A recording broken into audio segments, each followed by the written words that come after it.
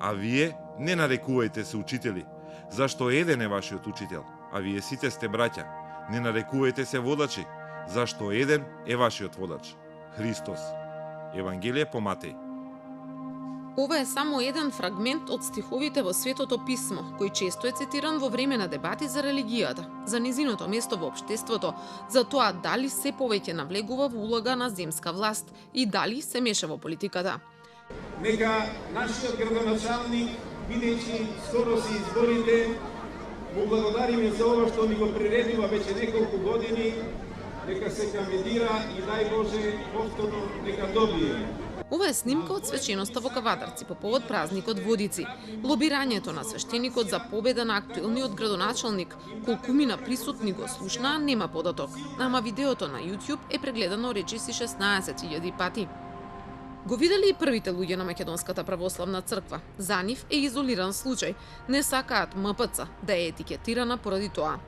Тоа се несрекни изјави и мислам дека нема потреба од такво нешто, особено не од додворување, особено не за време на верски чинови и така натаму. Но изолираните случаи не смеат да наметнат слика дека тоа е пристап и став на целото свештенство, на епископатот и на Македонската православна црква. Он треба лично да се повика на одговорност за таквото нешто. Но ова не е единствениот случај кој деновиве ја бранува јавноста. Десоросоизацијата е термин кој по изборите го промовираше председателот на ВМРО ДПМН Никола Груевски. За него дебатираа и политичари, и експерти, и невладини, ама последниве денови и свештеници. Си беше еднаш едно дете Џорџ, ама катил дете, па во Втората светска војна се вклучил во прогонот на евреите и соработувал со фашистите уште на 11 години. Замислете колку курнас бил на 15 кога завршила војната и колку многу пари направил од продажбата. И сега од тоа дете и неговите крвави пари светот си страда, а Македонија влада не може да состави. Ама кога ќе се здружат нашите и САД, ќе го ослободиме цел свет од тоа зло. Целта на соросидната пропаганда е ментална и генетска мутација, а личностите кои се целна група за обработување, да го забрзаат светскиот процес на ентропија, односно празнење на ментално-интелектуалните и духовните личностните капацитети на конкретна личност, општеството, нација, држава, човештво. Ова предизвика вистинска дебата. Се отворија многу прашања. Што ги поттикнало свештениците да се мешаат во световните работи? Дали политиката замешала прсти во нивните ставови? Слободата на говор, мислење и изразување е неприкосновено право на секој, па и на црковните лица, велат од МПЦ, но ставовите на Пимен и Тодоров не ги сметаат за став на институцијата. За мотивот им веруваат дека е чисто духовен, не политички, а го отвораат и прашањето дека можеби е на барање и на верниците. Црквата е дел од општеството. Верниците кои што доаѓаат во црква се и граѓани на оваа држава. И јас како свештеник сум граѓанин на оваа држава. Јас не можам да излезам без мојата мантија, ама ако го кажувам својот став како граѓанин, а ја носам мантијата, зашто некој треба да ме гледа дека тоа го кажувам како свештеник, а не го кажувам како граѓанин?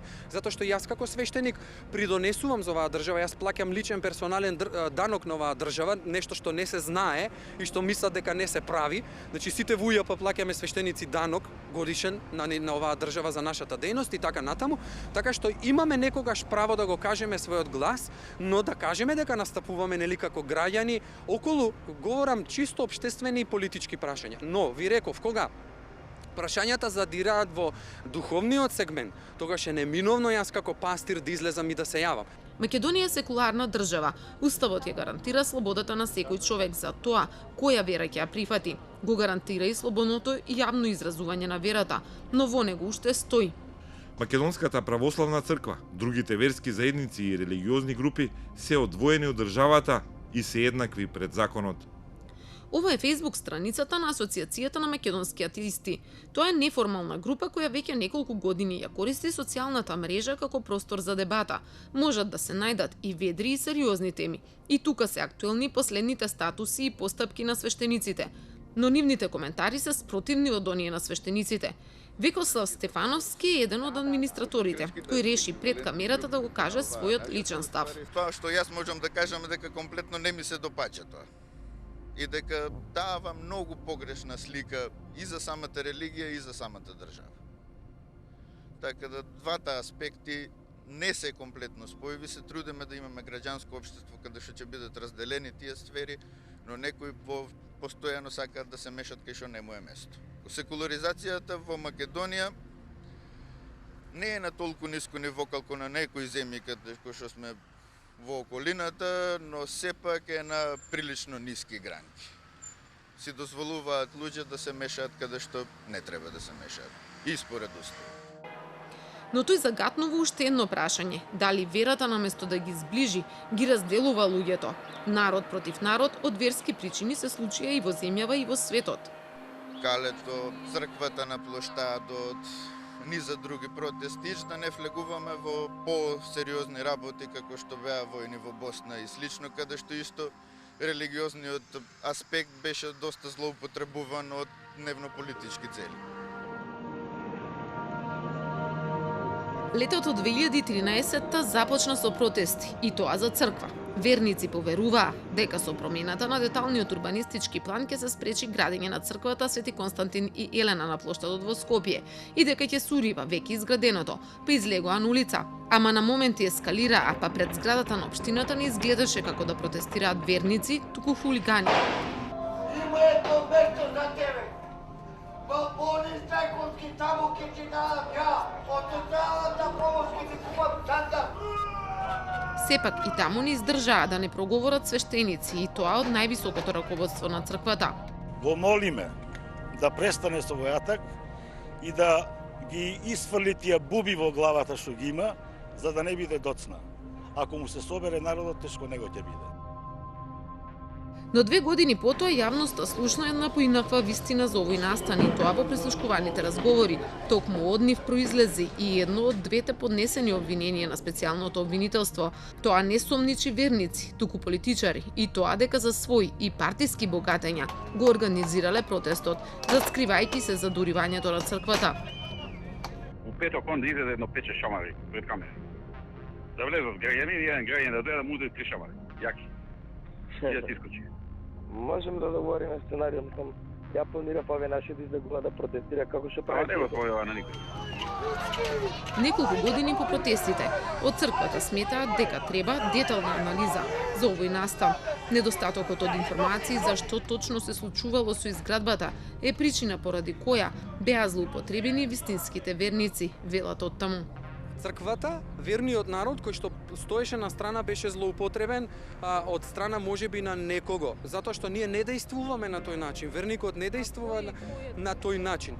Во конкретниот случај јас не би можел да кажам, значи кој е тој најдобро се знае, нели? Но не треба тоа да се прави. Но МПЦ отвара друго прашање поврзано со црквата на плоштадот. Која беше па и потребата за протест против градењето на црквата? Јас не го сваќам ни тој момент.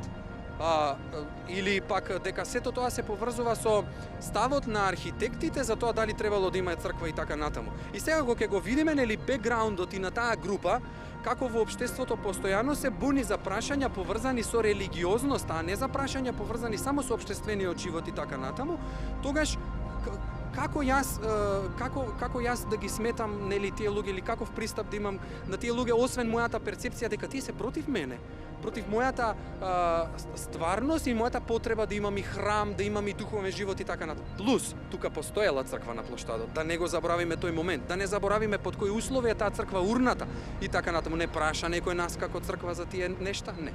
Во земјава само една политичка партија помислила на црквата кога го планирала собственото згаснување.